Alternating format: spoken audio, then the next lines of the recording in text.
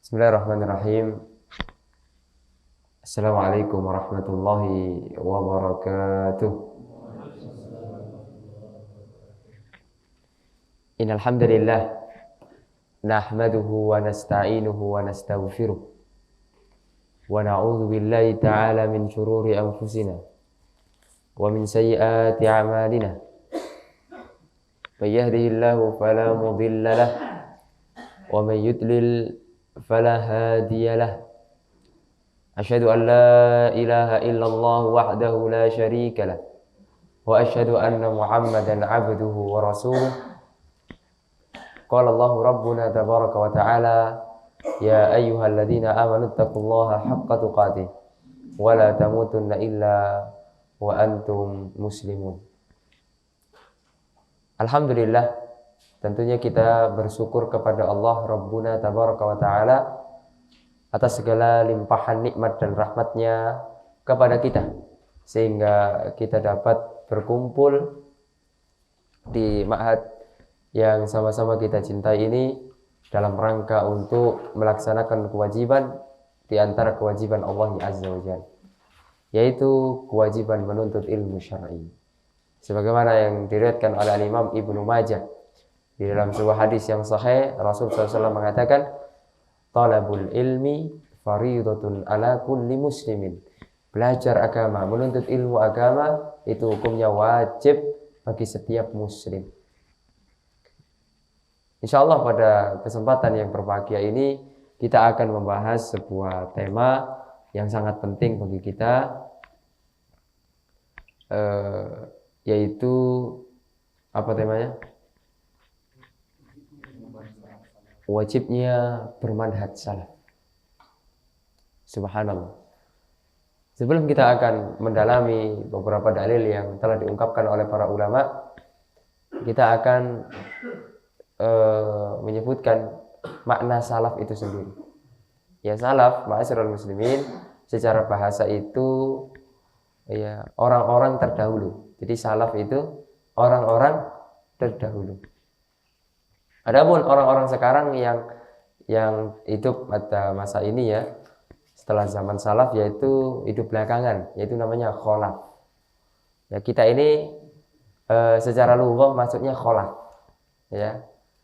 Adapun secara istilah, salaf itu yaitu orang-orang yang berpegang teguh terhadap ajaran Rasulullah SAW, sahabat, dan yang mengikuti mereka dengan baik. Ya. Dan orangnya, ya, itu namanya manhajus salaf. Dan orangnya disebut dengan salafi. Yang mengikuti manhaj salaf disebut dengan apa? Salafi. Ya. Ma'asyiral muslimin rahimani wa rahimakumullah, perlu kita ketahui bahasanya manhajus salaf. Metode kita di dalam beragama itu, ya, tata cara kita di dalam beragama itu, itulah Islam itu sendiri, ya. Jadi itulah Islam yang hakiki, Islam yang hak, ya. Dan tentunya manhajus salaf, ma'asyiral muslimin, itu adalah maksum. Manhajus salaf perlu kita ketahui itu adalah maksum. Apa artinya maksum? Ya, ya tidak salah. Adapun pengikut salaf kita ini, ya, yang sering disebut salafi, tidak maksum. Kadang ada kalanya kita salah, ya, manusia biasa. Ya, Rasul sallallahu alaihi wasallam bersabda di dalam sebuah hadis, kullu bani Adam khata' wa khairul khata'ina at-tawwabun. Setiap anak Adam pasti pernah melakukan kesalahan. Ya, jadi orang yang baik itu, Pak, orang yang baik, orang terbaik itu bukan orang yang tidak pernah berbuat salah, bukan.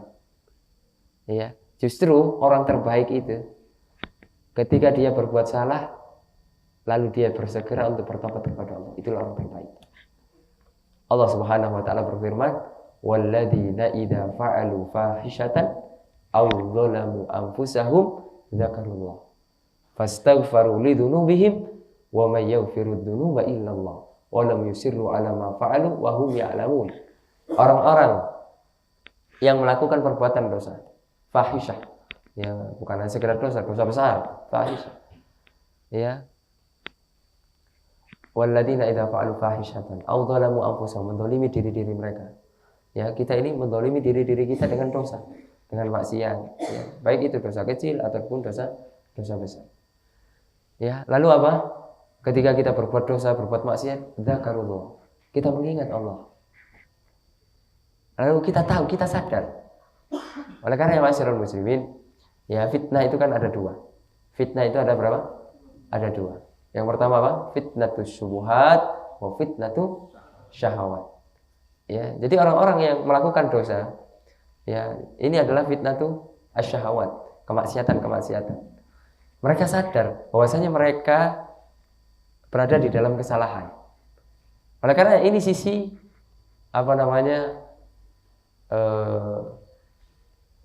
bahwasanya fitnatus syubuhat itu lebih berbahaya dari fitnatus syahawat. Karena orang yang melakukan fitnatus syubuhat, fitnatus syahawat, dia merasa dirinya ini salah. Oleh karena ketika dia melakukan dosa, dzakarullah, ingat Allah. Kemudian minta ampun kepada fastaghfiru lidzunubihim wa may yaghfirud dzunuba illa Allah. Ya, mereka tahu minta ampun kepada Allah karena orang-orang yang berbuat dosa ini mengetahui bahwasanya tidak ada yang bisa mengampuni dosa melainkan hanya Allah yang azza wa jalla. Ma'asyiral muslimin rahimani wa rahimakumullah. Oleh karenanya tidak pernah kita temui orang-orang yang melakukan misalnya perjudian. Kemudian dia bilang begini, saya berjudi ini dalam rangka meraih ridha Allah. Pernah nggak kita mendengar seperti itu? Saya berzina ini karena ingin taat kepada Allah.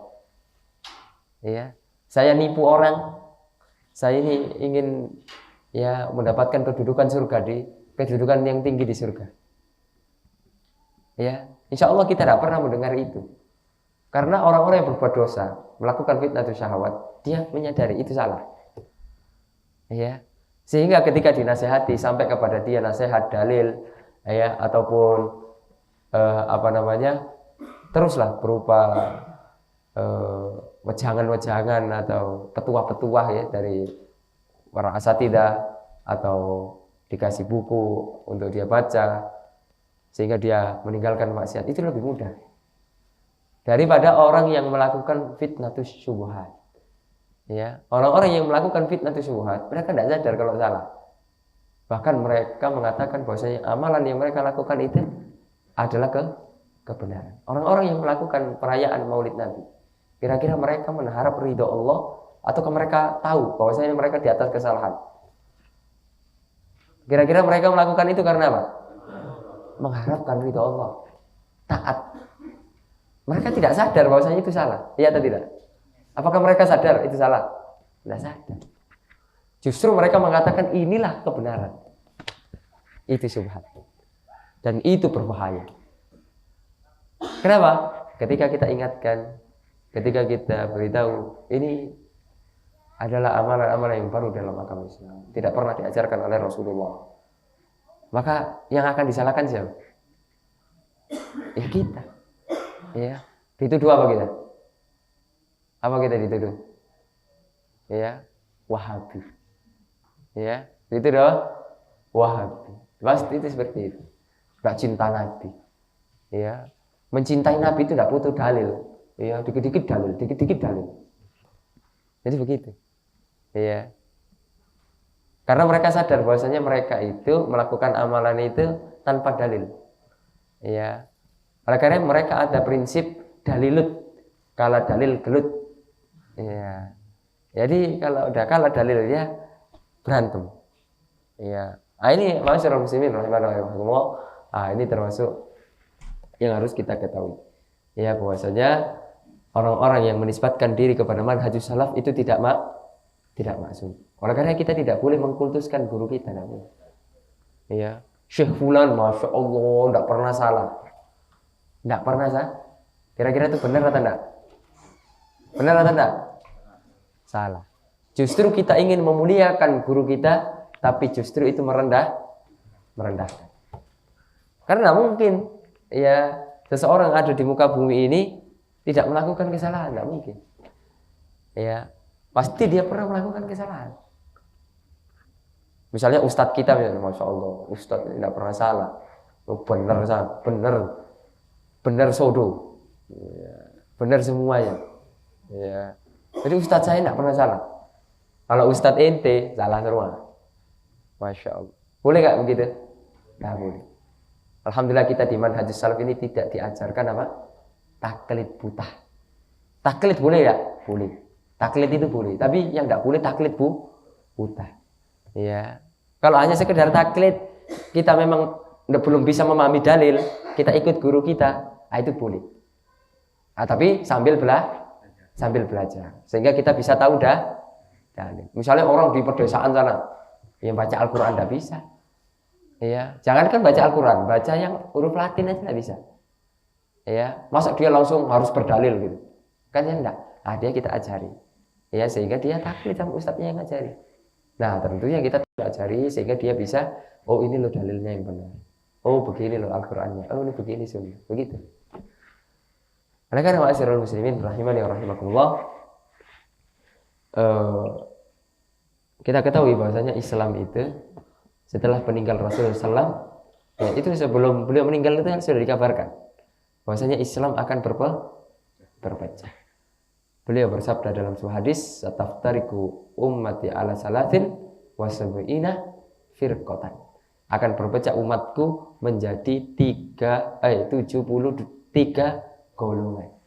Kulluha finnari illa wahidah. Semua 72 di neraka kecuali satu. Jadi sahabat itu cerdas. Sahabat tidak tanya siapa yang 72 karena kebanyakan ruwet. Ya. Sahabat itu cerdas. Manhum ya Rasulullah, siapa yang satu yang selamat? Maka Nabi menjawab al-jamaah, yaitu orang-orang yang senantiasa berpegang teguh dia terhadap sunnah. Dalam redaksi yang lain, riwayat yang lain, maka na'alil yauma wa ashabi, barang siapa yang beragama seperti agamaku saat ini dan agamanya siapa? Sahabat. Jadi itu kabar dari Nabi bahwa Islam itu akan berpecah. Jadi kita harus tahu. Sehingga ketika kita melihat ada fenomena, loh kok ini beda dengan kita gitu. Ya itu sudah dikabarkan oleh Nabi. Ya, meskipun kadang ada yang sebagian ngaku ahlu sunnah, tapi kami. Ya, sedangkan kita yang ahlu sunnah asli dituduh apa?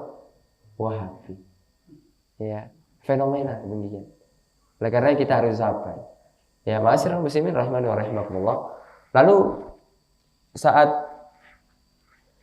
kemudian pada zaman Abu Bakar, zaman Umar, itu Islam masih murni.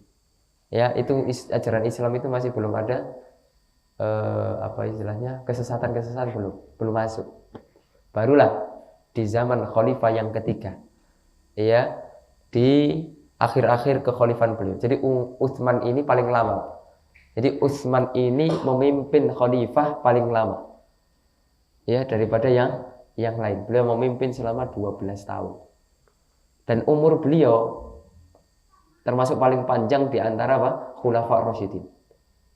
Ya, Khulafa' Rasyidin itu Abu Bakar umurnya wafat 63. Umar wafat 63. Ali wafat 63. Nabi Muhammad SAW wafat 63. Semuanya sama kecuali Utsman. Utsman wafat ketika beliau umur 80 tahun. Panjang. Ya. Nah, di saat zaman beliau itulah mulai muncul bibit-bibit perpecahan. Ya, bibit-bibit penyimpangan. Ketika itu firqah yang pertama kali agak maju. Ada teman-teman yang baru datang biar biar bisa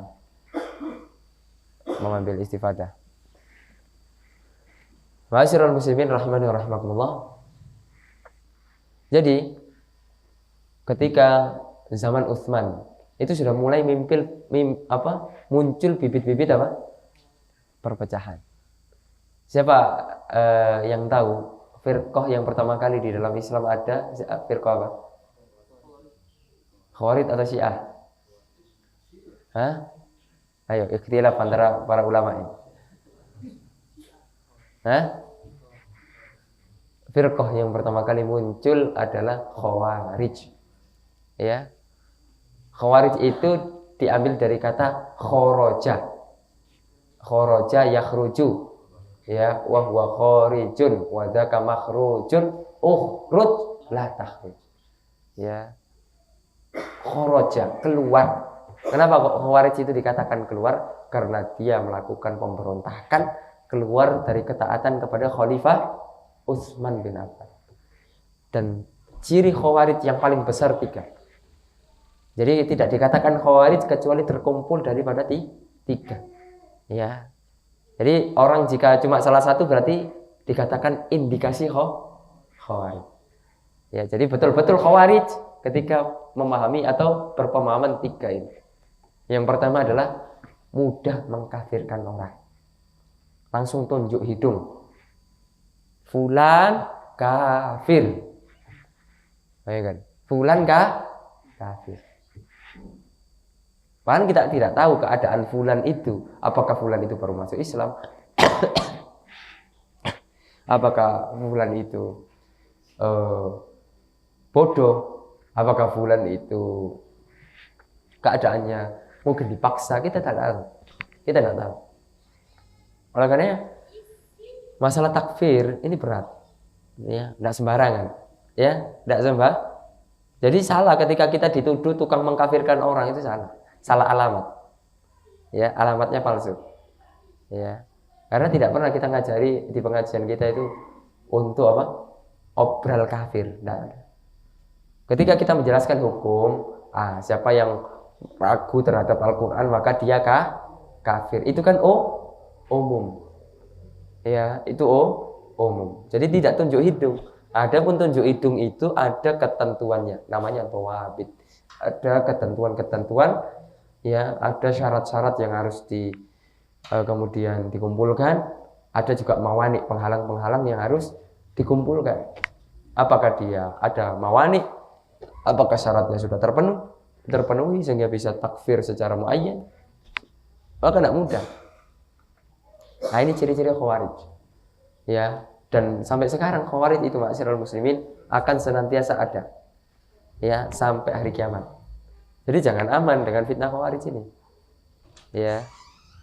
Khawarij itu zaman sekarang ini kadang casingnya sama dengan kita, kadang casingnya sama dengan kita, celananya ya nggak isbal, jenggotan juga, ya, tapi pikirannya rusak, penuh dengan apa? Syubhat. Oleh karena ma'asyiral muslimin rahimani wa rahimakumullah, ini mengerikan.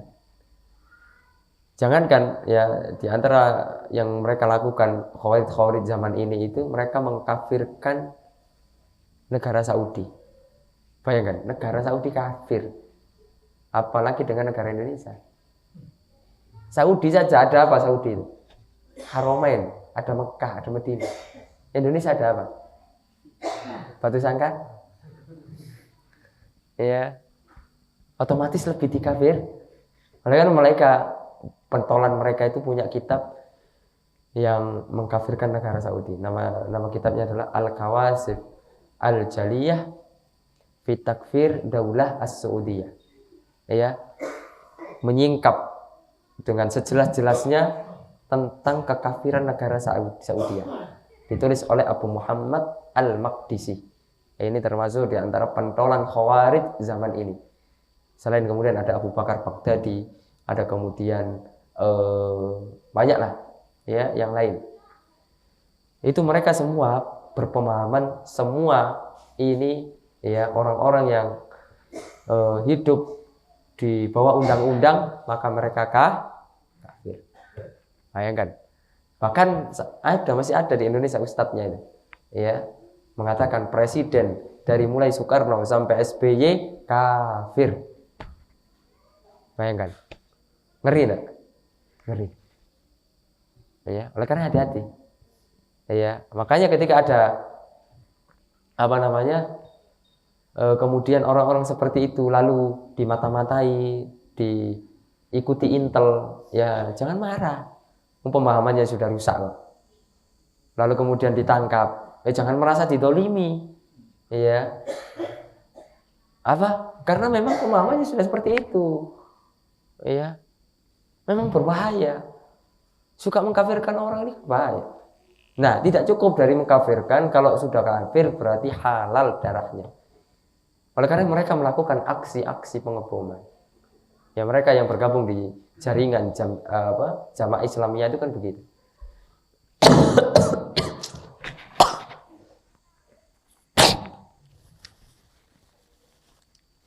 Jadi mereka yang bergabung di jaringan Jamaah Islamiyah itu kan begitu. Antum ingat bom Bali? Ingat enggak? Atau antum belum lahir? Bom Bali? Enggak tahu? Enggak tahu?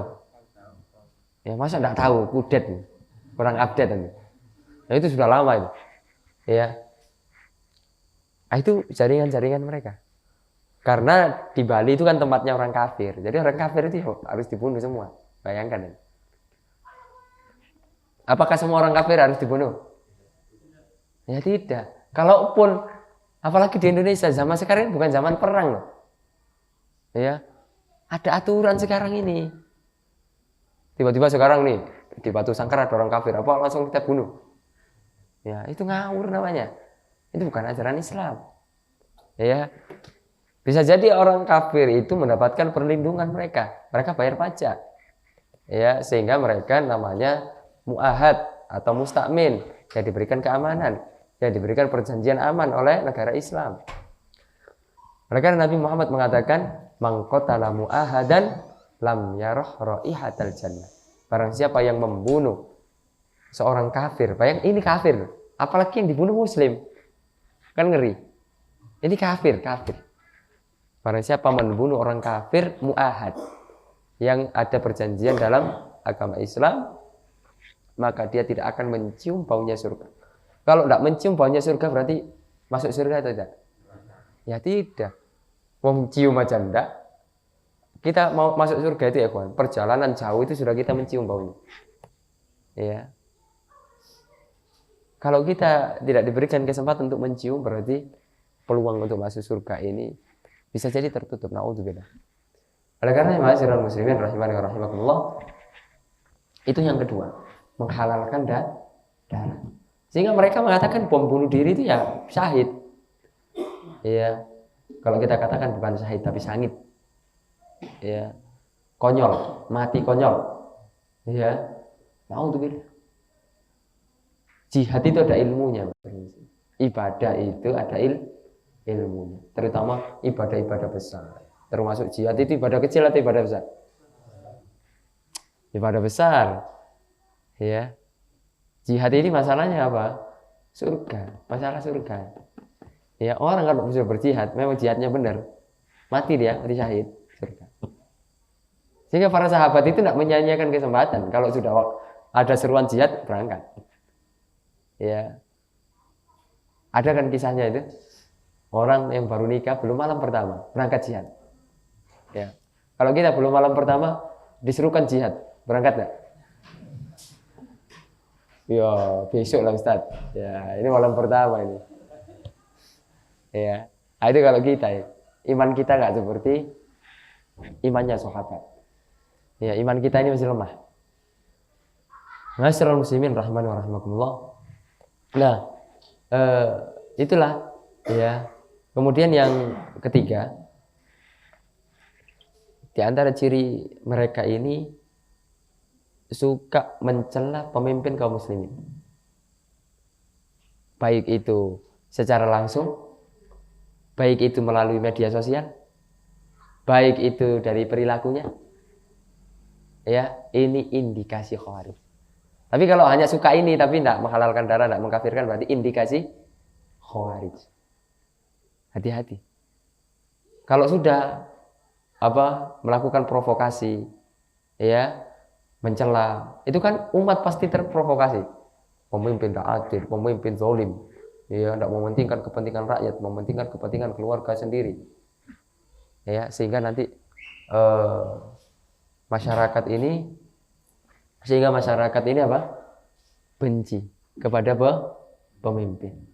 Tidak percaya lagi, hilanglah wibawanya. Ah, itulah Pak Sirov, kita hati-hati. Jangan sampai kita menyerupai pemahaman Khawarij. 3 besar. 3 hal besar ini. Masih banyak sih yang lain. Ya, cuma yang besarnya ini 3. Ya. Nah, kemudian setelah itu barulah muncul berbagai macam kesesatan dan kesesatan Syiah, Mu'tazilah, Jahmiyah, Qadariyah, Murji'ah dan yang lainnya muncul.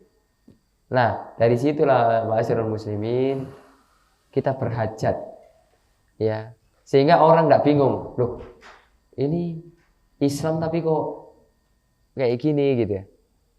Sehingga orang bertanya-tanya, mana Islam yang benar itu yang mana gitu. Ya, yang satunya ini ngebom, yang satunya ini tidak percaya takdir, yang satunya ini apa? Mengingkari sifat Allah. Nah, ini Islam yang benar itu yang mana?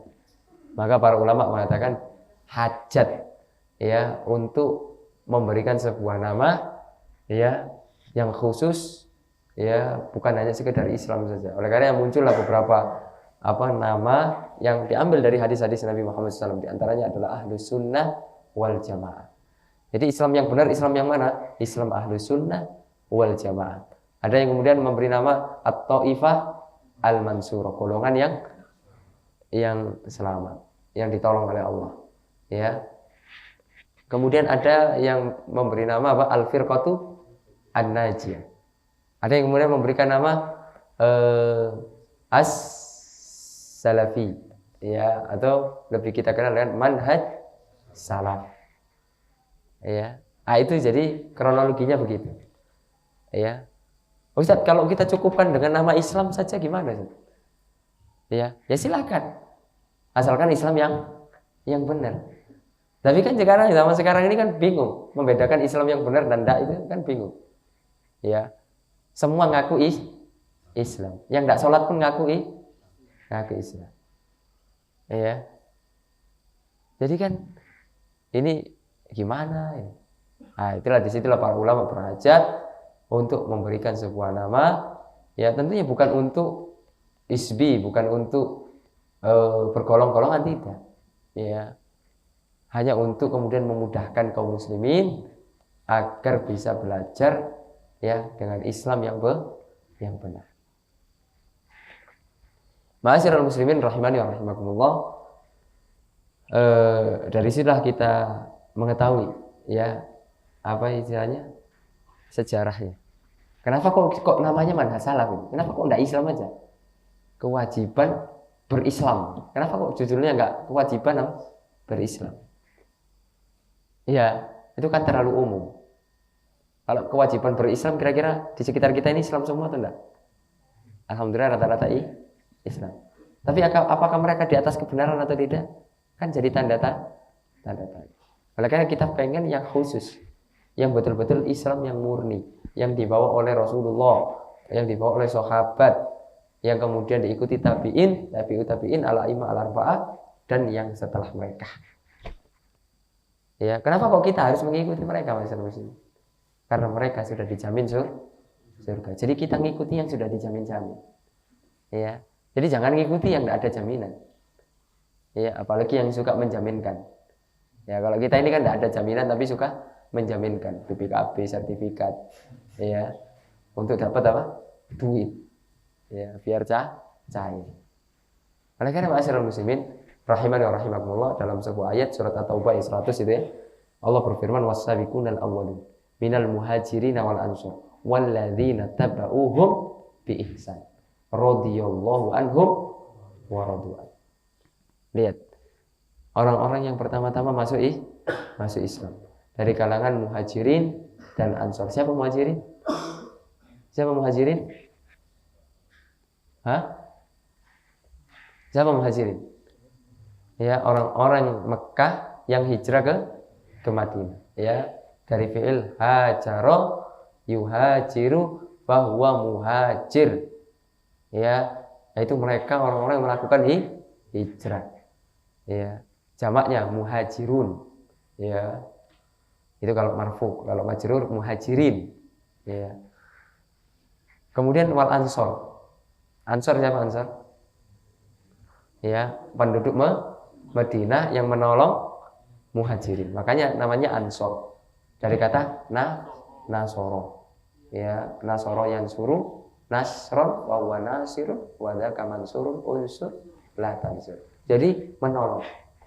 Makalah keluar namanya sebagai ansor, orang-orang yang menolong kaum muhajir. Bahkan persaudaraan iman itu lebih besar bagi mereka daripada persaudaraan apa? Kandung, saudara. Tapi tidak di atas iman. Ma'asyiral muslimin rahimani wa rahimakumullah. Ada seorang sahabat dipersaudarakan, Abdurrahman bin Auf dipersaudarakan dengan salah seorang sahabat. Ya, sahabat Ansor. Abdurrahman bin Auf ini ketika hijrah tidak punya apa-apa. Tidak bawa apa-apa, istrinya tidak dibawa, rumahnya tidak dibawa, mau bawa rumah berat, ya nggak bisa.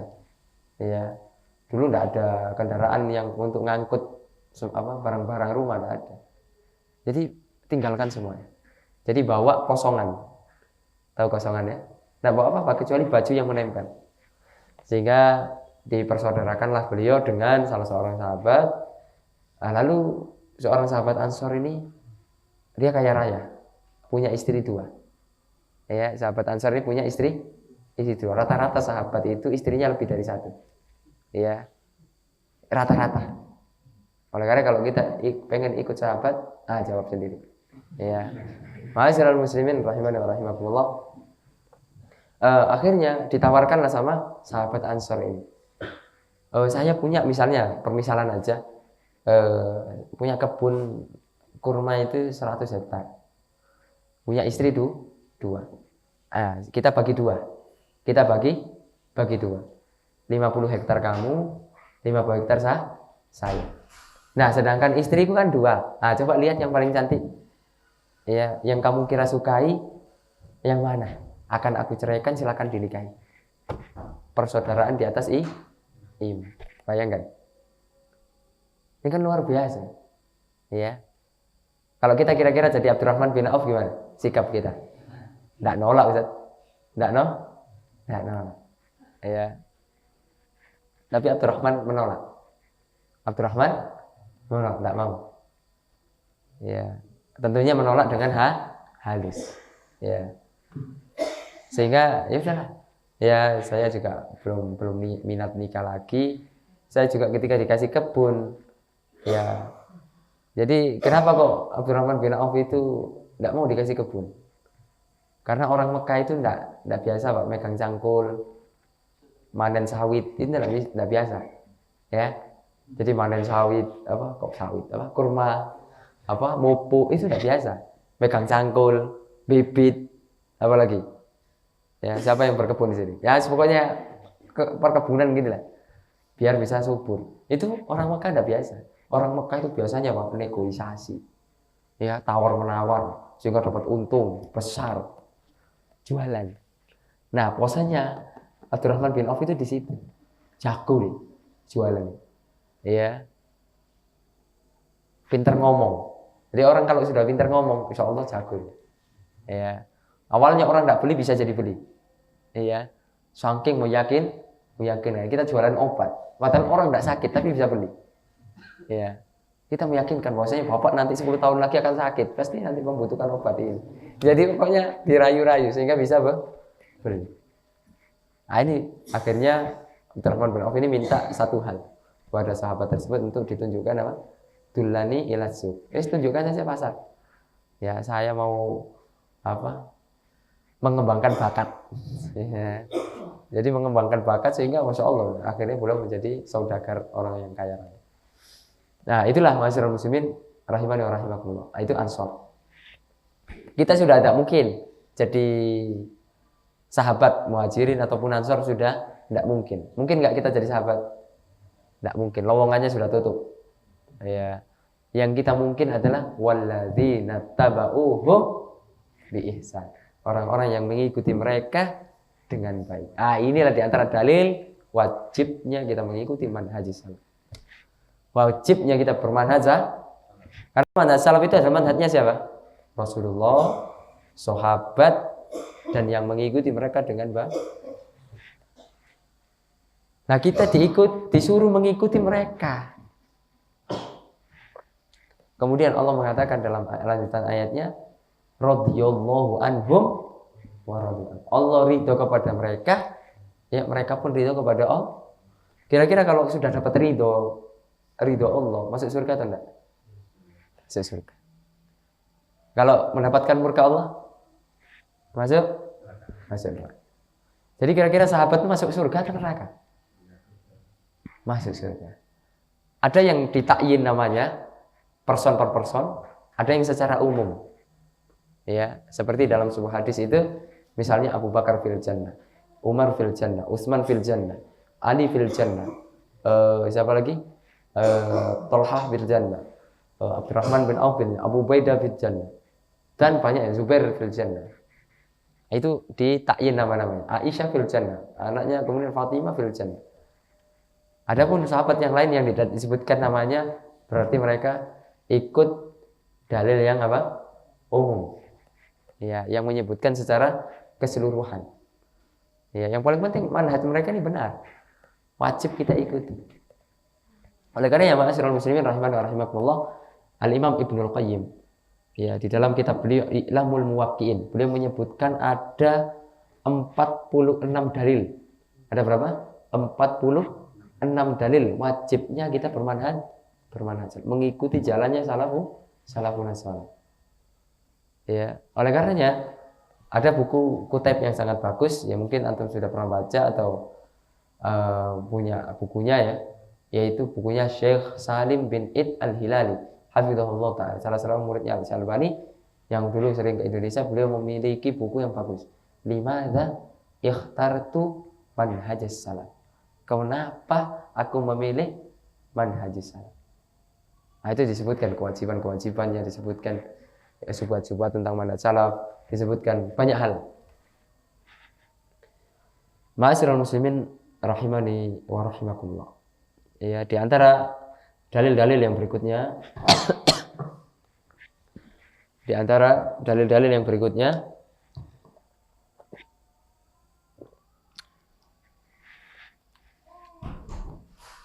Allah Subhanahu wa taala berfirman di dalam surat Al-Baqarah ayat yang 137.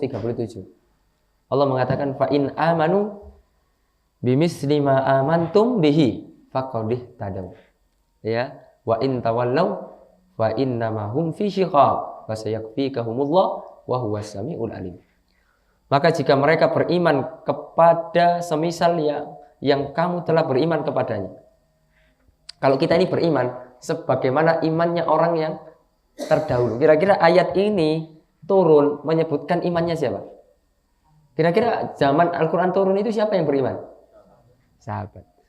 Ya, jadi makna ayat ini, jika kita beriman sebagaimana imannya sahabat, faqad ihtadaw, kita akan mendapatkan hidayah, petunjuk. Fa in tawallaw, kalau kita tidak mau, ini kan pilihan, ya. Silakan, ya. Antum mau beriman atau tidak, silakan. Ini pilihan dari Allah. Allah tidak butuh iman antum. Antum kafir murtad itu Allah tidak butuh. Siapa yang butuh? Diri kita. Siapa yang butuh? Diri kita sendiri. Itu harus kita tanamkan. Kemudian ketika kita masuk Islam, kemudian jangan, oh Allah butuh saya. Tidak butuh. Ya, oleh karena ma'asyiral muslimin rahimani wa rahimakumullah, kalau kita menyimpang, fa in tawallaw fa innama hum fi syiqaq, ya sesungguhnya mereka berada dalam apa? Permusuhan. Ya. Maka fasayakfikahumullah, maka Allah Subhanahu wa taala akan menjaga kalian dari mereka jika kita beriman. Wa huwas samiul alim, Allah Maha mendengar lagi Maha mengetahui. Nah, ini dalil. Jadi kita harus mengikuti imannya siapa? Sahabat. Meskipun bisa nggak kita ikut 100%? Bisa nggak? Ada yang bisa? Nggak bisa. Ikut 100% nggak bisa. Iya. Iman kita itu kalau ditimbang dengan imannya Abu Bakar. Jadi ini imannya Abu Bakar. Berat. Ini imannya umat seluruh manusia setelah zamannya Abu Bakar. Ketika ditimbang masih berat imannya Abu Bakar. Bayangkan. Abu Bakar itu sahabat yang spesial. Beliau adalah salah satu sahabat, satu-satunya sahabat ketika masuk Islam tidak ada keraguan sama sekali. Ketika diserukan dakwah ini Islam, diterima. Sami'na wa ata'na. Adapun sahabat-sahabat yang lain itu masih ada keraguan. Oh ini agama apa ya kira-kira ya? Ya, jadi bertanya-tanya. Sama lah kayak antum dulu sebelum ngaji kan masih ragu-ragu. Ini kira-kira Wahabi atau apa ya? Jadi nggak langsung ikut gitu. Kan masih nyari-nyari dulu kan. Apakah ini aliran? Aliran apa ya? Kok jenggotan gitu. Kok kalau adzan itu ke masjid, ini aliran apa ya? Ya. Jadi kalau adzan itu kok ke masjid gitu. Ini aliran apa ini? Ya. Kok harus pakai pakaian itu di atas mata kaki? Emang apa salahnya mata kaki kok harus diangkat-angkat gitu? Jadi awalnya kita kan gitu, penuh dengan keraguan. Nggak langsung kita ngaji langsung apa 100% gitu kan enggak. Oleh karena masyarakat muslimin rahimahullah, nah itu yang dalilnya. Kemudian di antara dalil yang berikutnya Allah Subhanahu wa taala berfirman kuntum khaira ummatin ukhrijat linnas. Ya, jadi kita disuruh untuk mengikuti sebaik-baik apa? Orang yang pernah Allah keluarkan di muka bumi. Jadi dalil ini menunjukkan keutamaan sahabat. Tapi sama sebagian saudara kita ditafsirkan dengan tafsir yang salah. Kuntum khaira ummatin ukhrijat linnas. Jadi sebaik-baik kalian itu yang khuruj. Jadi harus khuruj 3 hari, ya 7 hari, ya 4 bulan, 7 bulan, tak pulang-pulang. Ya. Qadarullah mau pulang mati. Ya. Dipahami dengan pemahamannya. Apakah tafsirnya sahabat itu begitu? Ya, apakah tafsirnya para ulama salaf itu begitu? Enggak, yang dimaksud sebaik-baik umat di situ itu bukan orang yang khurud, tapi sahabat. Kenapa sahabat itu menjadi orang terbaik? Ta'muruna bil ma'ruf wa tanhauna 'anil munkar. Oleh karenanya dari sini kita bisa mengambil sebuah faedah, kita tidak cukup jadi orang soleh. Tidak cukup. Kita harus menjadi orang muslih. Ya, kita harus menjadi apa? Orang muslih. Apa bedanya? Kalau orang soleh itu untuk diri kita sendiri. Ya kita sholat malam, kita sholat berjamaah, kita puasa. Jadi amalannya untuk dirinya. Tapi kalau muslih itu ada amar ma'ruf nahi munkar. Jadi kita menyerukan dakwah kepada orang. Kemudian jangan pikirkan dakwah itu dengan makna sempit, duduk mimbar, yang ngisi kajian, bukan itu. Ya, dakwah itu luas maknanya. Antum berdakwah dengan akhlak itu sudah dakwah. Antum ketika berdagang jujur itu dakwah. Antum ketika berhutang kemudian tepat bayarnya itu berdakwah. Dahulu para pedagang dari Arab Saudi itu masuk ke Indonesia. Itu berdagang. Jadi mereka dakwah dengan cara dagangnya itu. Tidak ada kemudian mereka itu ngisi kajian, gitu. Bikin tabligh akbar, tidak ada. Ya. Tapi apa? Dengan akhlak mereka. Sehingga waktu itu kan masih masih banyak orang-orang yang beragama non muslim. Ya tidak sebanyak sekarang orang-orang Islam. Kalaupun dulu ada Islam itu Islam abangan. Tahu Islam abangan? Tahu? Apa Islam abangan? Ya kalau cara gampangnya Islam KTP lah. Ya Islam tapi tidak kerjakan syariat Islam. Ya tidak sholat. Ya tidak. Pokoknya tidak melakukan amalan-amalan Islam lah. Ya.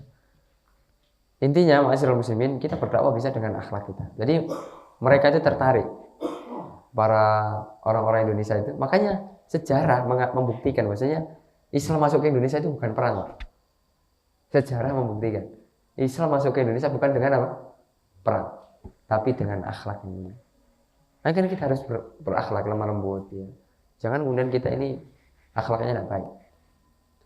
Ma'asyiral muslimin rahiman wa rahimah. Akhirnya mereka kan tertarik. Ini ajarannya apa ya? Kok kalau bayar utang tidak telat? Kok jujur, kemudian amanah? Ini ajaran apa kira-kira? Akhirnya mereka tanya, jelaskanlah, ini loh Islam. Nah, Islam itu begini, Islam itu begini. Akhirnya berbondong-bondong mereka masuk Islam. Oleh karena ya, ma'asyiral muslimin, kita tidak cukup jadi orang soleh. Kita harus jadi apa? Muslim. Kita harus jadi muslim, orang-orang yang menyebarkan kebaikan. Sekarang kita punya media, gunakan media kita itu untuk nge-share kebaikan. Ya, kita punya grup keluarga, kirim aja. Tentunya kirimnya itu harus dengan ilmu. Kita dakwah itu semua harus dengan ilmu. Jangan kemudian terlalu semangat.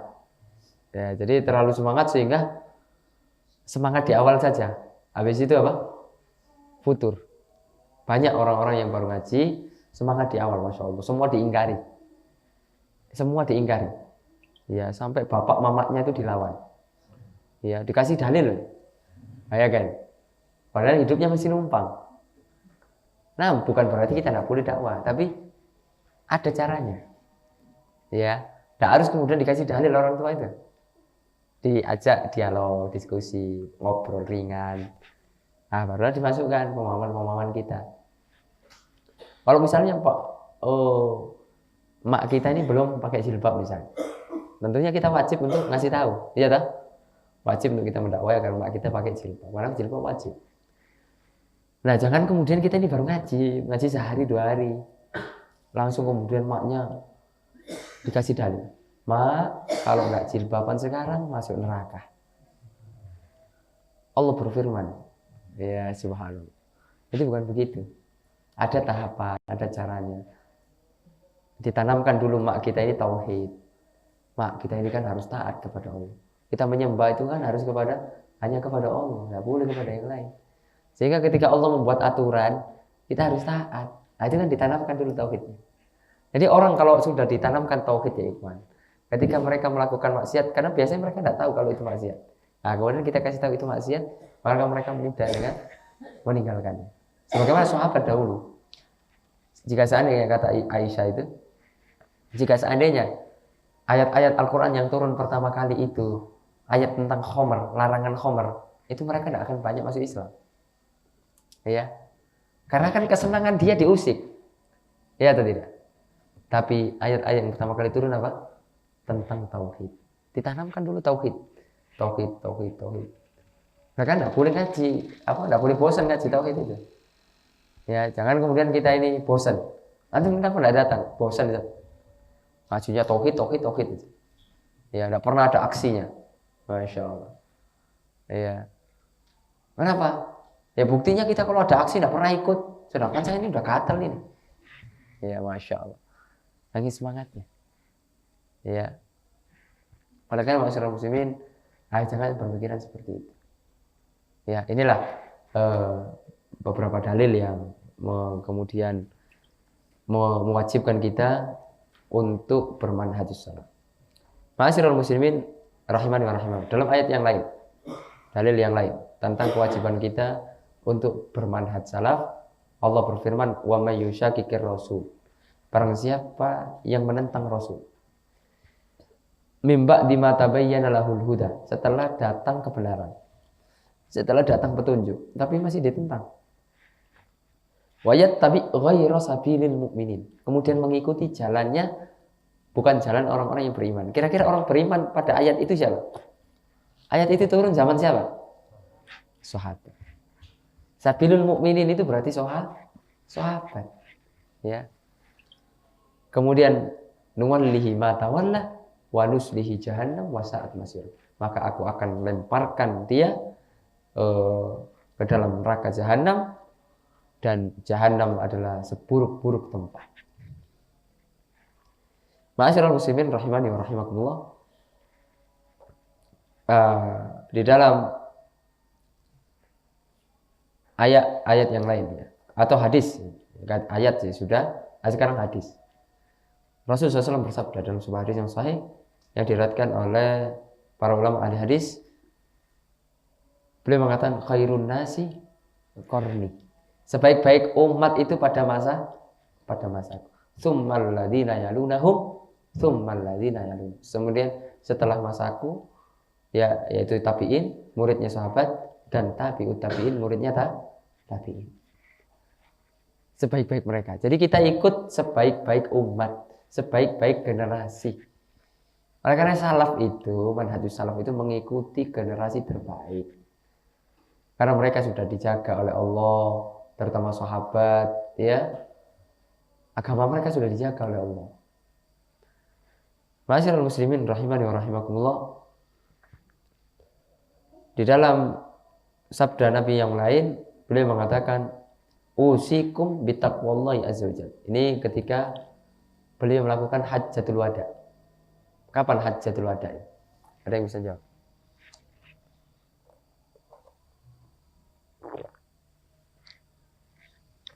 Kapan hajjatul wada? Ini pelajaran waktu kita SD. Hajjatul wada tanggal 9 Zulhijjah. Ya. Hajjatul wada itu pada tahun 10 Hijriyah. Ya, Rasulullah SAW itu melakukan hajjatul wada. Dan turun ayat tentang kesempurnaan Islam. Jadi Islam itu tidak perlu ditambah-tambah. Ya, tidak boleh dikurangi, tidak boleh tambah-tambah. Jadi kreatif dalam Islam itu tidak boleh. Kreatif dalam merubah ajaran Islam itu tidak boleh. Tapi kalau urusan dunia, itu boleh kreatif. Mau sepeda motor itu dimodifikasi, Pak. Ya nanti itu bannya di atas, ya setirnya di bawah, boleh, silakan. Ya gimana caranya, tidak tahu. Boleh kreatif dalam urusan dunia. Nanti mobil itu tanpa ban, silakan. Ya itu boleh urusan dunia, silakan. Nah tapi kemudian kalau urusan agama tidak boleh begitu. Harus copy paste. Nabi, Rasul, kemudian sahabat kerjakan begini, kita berusaha mengikuti. Copy paste saja. Ya, tidak boleh kita buat-buat baru. Ya, oleh karena beliau mewasiatkan sebuah wasiat yang luar biasa. Ya, usikum bitaqwallah. Ya, jadi wasiat takwa ini sebaik-baik wasiat. Aku mewasiatkan kepada kalian untuk senantiasa bertakwa. Apa sih takwa? Ya, kita berusaha menjalankan perintah Allah dan menjauhi larangan Allah, itu takwa. Kemudian beliau memberikan wasiat yang sangat penting, wasam'i wat ta'ah. Ya, dan ini tidak disukai oleh Khawarij.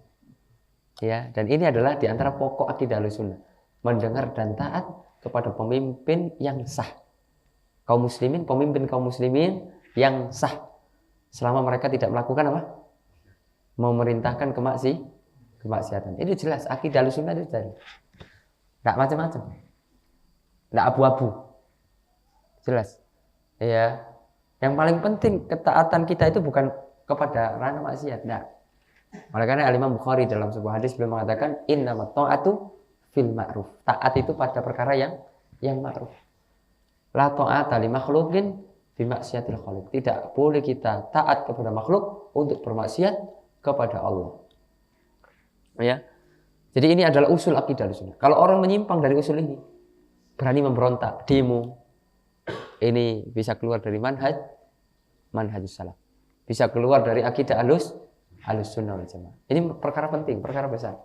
Tak boleh diremehkan. Ustaz, sekedar demo, tak boleh. Apa salahnya? Ya salah. Apa salahnya? Ya salah. Iya.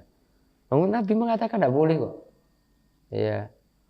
Kemudian wa inna abdan habasyian. Walaupun yang memimpin kita ini seorang hamba sahaya, budak, seorang budak. Jadi syarat jadi pemimpin itu tidak boleh budak.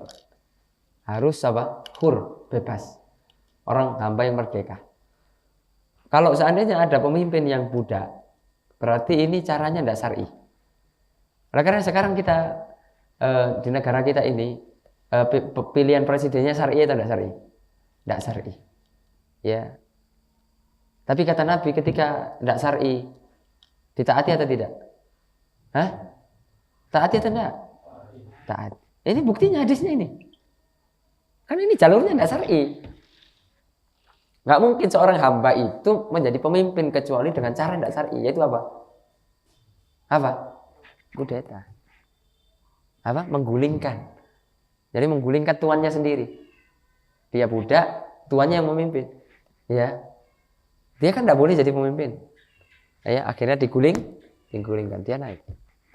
Kan tidak syar'i, tapi hasilnya harus ditaati. Wasam'i wat ta'ah. Selama tidak maksiat. Nah, ini manhaj salaf ini jelas loh. Jangan antum ragu. Ragu antum? Jangan ragu. Ini banyak. Ya, orang-orang harokah, orang-orang hizbiyun itu ragu dengan ini. Bahkan mereka kemudian mengolok-olok kita. Katanya caranya haram, tapi kok hasilnya halal. Itu kan subhat mereka gitu. Ya. Subhanallah. Tidaklah kita mengikuti kecuali mengikuti ya petunjuk Rasul. Kenapa sih kok kita harus taat? Walaupun caranya tidak syar'i, kenapa? Kenapa? Demi kemaslahatan yang lebih besar. Jika seandainya kita kemudian dia tidak syar'i, kemudian kita berontak, apa yang terjadi? Kekacauan, tidak aman, ya banyak pembunuhan, negara tidak stabil, mudaratnya besar. Sedangkan Islam ini ya agama yang senantiasa menjaga apa? Jiwa, menjaga agama, ya menjaga persatuan. Itu yang harus kita perhatikan. Jadi jangan ikut hawa nafsu tuh. Ya, jangan baper. Ya, bawa perasaan. Ketika caranya kita katakan tidak boleh, misalnya nyoblos tidak boleh. Ya, nyoblos tidak boleh meskipun ada sebagian fatwa para ulama membolehkan. Kalau kondisi darurat misalnya. Ya. Kita kemudian mengambil pendapat tidak boleh sudah. Ya, tidak boleh. Loh, kenapa antum tidak boleh kan? Sedangkan hasilnya antum nikmati. Siapa yang menikmati juga? Ya. Kita taati karena memang itu aturan syariat. Bukan karena kita nikmati, kita senang, kita menjilat, tidak ada. Salafiyun tidak pernah menjilat kepada pemerintah. Ya. Kita juga tidak pernah mengemis jabatan untuk jadi komisaris, tidak pernah. Ya. Kemudian kita apa? Membela mati-matian. Kita bikin tulisan-tulisan yang apa? Pro dengan mereka. Tidak pernah. Ya, sebagaimana sebagian saudara-saudara kita. Ya. Sengaja memang misalnya lagi isu-isu umat Islam ditindas gitu. Itu sengaja. Umat Islam memang salah. Ah, sehingga diangkat jadi komisaris. Ya. Urusan dunia. Kemudian beliau melanjutkan wasiatnya fa innahu may ya'is minkum ba'di. Sesungguhnya orang yang hidup setelahku. Jadi ya sekarang kita ini. Fa sayarah ikhtilafan katsira. Akan melihat perpecahan yang sangat banyak. Terjadi atau belum? Terjadi atau belum? Sudah terjadi. Ya, sudah terjadi. Kita lihat nih, banyak perpecahan, banyak aliran enggak jelas. Ya, apalagi di Indonesia ya, ikhwan. Di Indonesia sesat aliran ada pengikutnya laku. Ya atau enggak? Laku. Ya, makanya kalau antum dagang, itu enggak usah ragu. Wong sesat aja laku, apalagi antum dagang. Insyaallah laku. Ya. Ini menunjukkan masyarakat kita ini ya pintar-pintar atau kurang pintar? Ya kurang pintar. Ya buktinya dengan sesat kok diikuti. Ya kemarin itu yang baru tewas itu, baru modar itu. Yang mengaku malaikat Jibril, ya. Tapi ada pengikutnya, Lia Edan itu, ya. Ada pengikutnya, bayangkan, ngaku malaikat. Kan secara logika manusia yang waras, masa iya malaikat perempuan, baperan misalnya, ya. Ini kan aneh zaman sekarang ini aneh. Nah, maka sabda Nabi ini sudah terbukti. Kita akan melihat perpecahan yang sangat banyak. Nah, beliau bukan hanya mengabarkan, tapi beliau memberi solusi. Ya, beliau orangnya ini kan luar biasa, Rasul. Tidak hanya mengabarkan kepada kita, tapi ngasih solusi. Nah, ini juga ya kita sarankan kepada kawan-kawan kita, termasuk saya juga. Ya, ketika kita melarang seseorang dari sesuatu, maka kalau kita bisa hadirkan solusi itu lebih baik. Misalnya kita larang saudara kita ini minjam di bank ribawi. Ya, kita kasih solusi. Ayo minjam di BMT yang syariah yang dikelola oleh kawan-kawan kita. Nah, kita kasih solusi. Sehingga mereka tidak bingung. Sehingga mereka tahu, oh ini loh yang halal. Karena mereka kadang memang butuh. Ya. Jadi ini yang harus kita perhatikan. Ma'asyiral muslimin rahimani wa rahimakumullah. Lalu beliau memberikan solusi yaitu fa'alaikum bisunnati, wajib bagi kalian mengikuti sunnahku. Sunnah di sini ma'asyiral muslimin bermakna ajaranku seluruhnya. Bukan sunnah menurut ulama fuqaha, bukan. Bukan sunnah menurut ulama usul fikih, bukan. Bukan sunnah menurut ulama ahli hadis, bukan. Tapi sunnah menurut ulama ahli akidah, yaitu yang mencakup seluruh ajaran Nabi. Baik akidahnya, muamalahnya, ibadahnya, semua berpegang kalian dengan sunnah. Kemudian bukan hanya itu, wa sunnah khulafair rasyidin al-mahdiyyin, ya, dan berpegang kepada sunnah khulafa rasyidin yang mereka itu sudah diberi petunjuk. Ya. Kemudian beliau mengatakan tamassaku biha, berpegang erat kalian. Ya, kalau kita pegangnya nggak erat, gampang kena subhat. Ya, oleh karena kalau kita nggak kokoh, gampang kena subhat. Apalagi sekarang zaman medsos. Ya, pertebaran ustadz subhat. Ya, ini kan bahaya. Ya, apalagi kita ini suka yang subhat-subhat itu. Ya, ketika kita larang, jangan nonton lah itu ya, ya, itu nggak boleh ditonton adu subhat itu. Saya kan penasaran. Ya, saya penasaran. Jadi hati-hati ya kawan. Banyak sekarang adu subhat itu melontarkan subhat. Pernah ada ya seorang ini terkena subhat, tapi akhirnya gimana ya? Yang namanya Ar-Razi. Tahu Ar-Razi? Tahu nggak? Tahu atau nggak tahu? Ar-Razi. Ya, beliau hidup pada abad ke-6 Hijriah. Ya, Fakhruddin Ar-Razi. Ya. Fakhruddin Ar-Razi. Nah, itu sudah macam-macam pikirannya. Fakhruddin Ar-Razi, beliau punya kitab tafsir yang berjudul Mafatihul Ghaib. Ya, lebih dikenal juga tafsir Ar-Razi. Nah, beliau ini pernah datang ke sebuah tempat. Kalau nggak salah Naisabur atau tempat yang lain. Dikawal dengan pengawal yang banyak, 300-an orang, murid-muridnya. Akhirnya dia ada seorang nenek berpapasan dengan seorang nenek. Ya, akhirnya nenek ini kan bertanya, namanya tidak tahu. Ini siapa ini? Kok sampai dikawal-kawal gini? Ya, maka muridnya menjawab, "Ada imam," katanya. Ini adalah imam besar. Ya, kemudian mereka mengatakan, beliau ini imam bisa apa? Yuthbitu wujudallah bi alfi dalil. Bisa menyebutkan tentang apa? Menyebutkan 1000 dalil tentang adanya Allah. Ini kan hebat imam katanya. Maka nenek itu menjawab. Nenek ini dengan santainya menjawab, laula fi qalbihi alfa syakkin mahtaja ila alfi dalil. Ya, kalau seandainya di dalam hati dia itu tidak ada 1000 keraguan tentang adanya Allah, tidak butuh dia 1000 dalil untuk hanya kemudian apa? Meyakini adanya Allah. Berarti karena dia punya 1000 keraguan, dia butuh 1000 dalil. Lalu Al-Quran itu sudah cukup. Ya, Al-Quran itu apa? La raiba fi, tidak ada keraguan. Lah kok dia ragu? Ya. Imam apa seperti itu? Akhirnya mati kutu dengan nenek-nenek. Makanya itu nggak bisa meremehkan emak-emak ini. Ya, ada the power of emak-emak ini luar biasa. Ya, bisa menyekak. Ya, sekelas ulama disekak. Ya, disekak mati kutu. Ya, sampai kemudian Ar-Razi ini, ya Ar-Razi ya, Fakhrur Razi. Ya, jadi antum jangan mikir yang macam-macam. Bertobat, akhirnya bertobat, menyesal.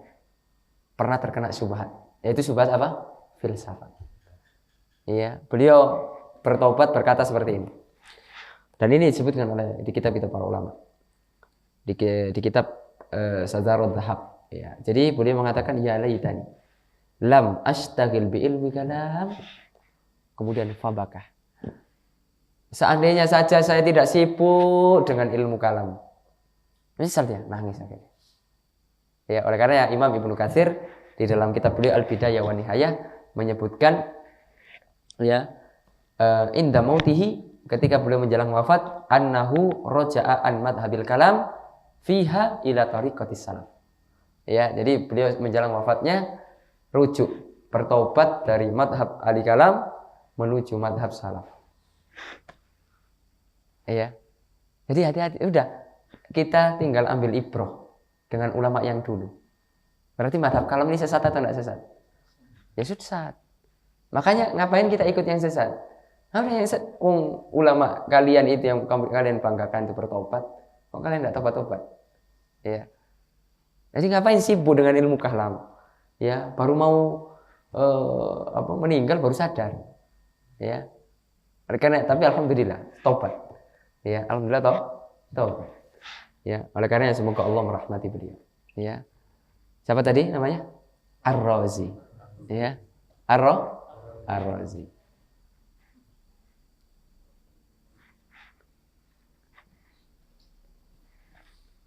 Ma'asyiral muslimin rahimani wa rahimakumullah.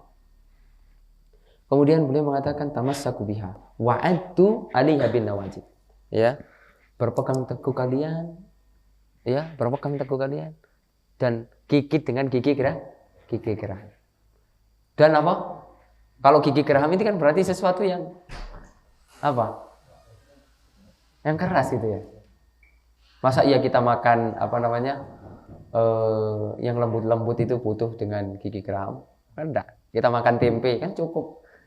Kita makan tahu lah. Kan cukup dengan gigi depan kan?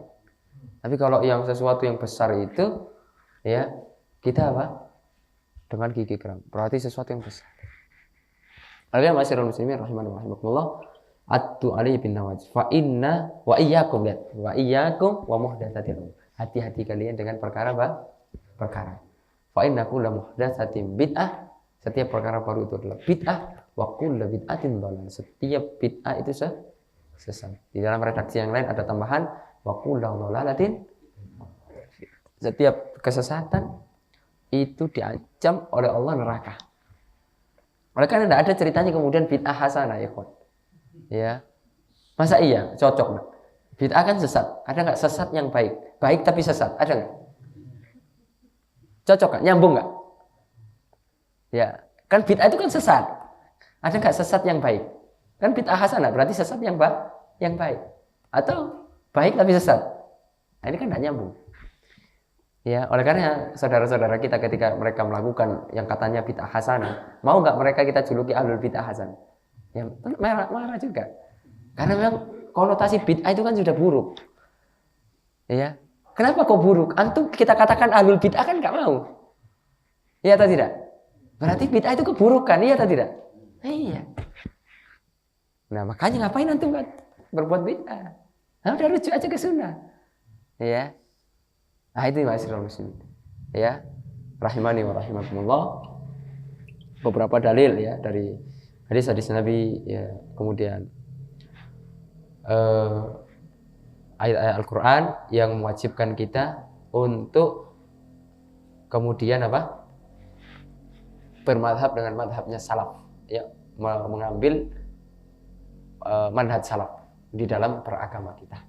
Nah, inilah mungkin ma'asyiral muslimin rahimani wa rahimakumullah yang bisa kita sampaikan. Ya, tentunya masih banyak lagi kalau kita mau kupas lebih dalam lagi, tapi cukuplah dalil-dalil yang sangat jelas itu bisa meyakinkan kita. Jangan pernah kita mundur sedikit pun dari manhaj yang hak. Ya, kita pertahankan sampai titik darah penghabisan. Ya, sampai kita wafat. Ya, karena memang berat istiqomah itu berat. Ya. Oleh karenanya semoga kita bisa istiqomah, kemudian kita dikumpulkan nanti oleh Allah di dalam surganya, insyaallah ta'ala. Nah, mungkin sebelum ditutup ada 1-2 pertanyaan, silakan yang memang jika ingin dipertanyakan, kalau tidak ya kita tutup. Ya, barakallahu fikum.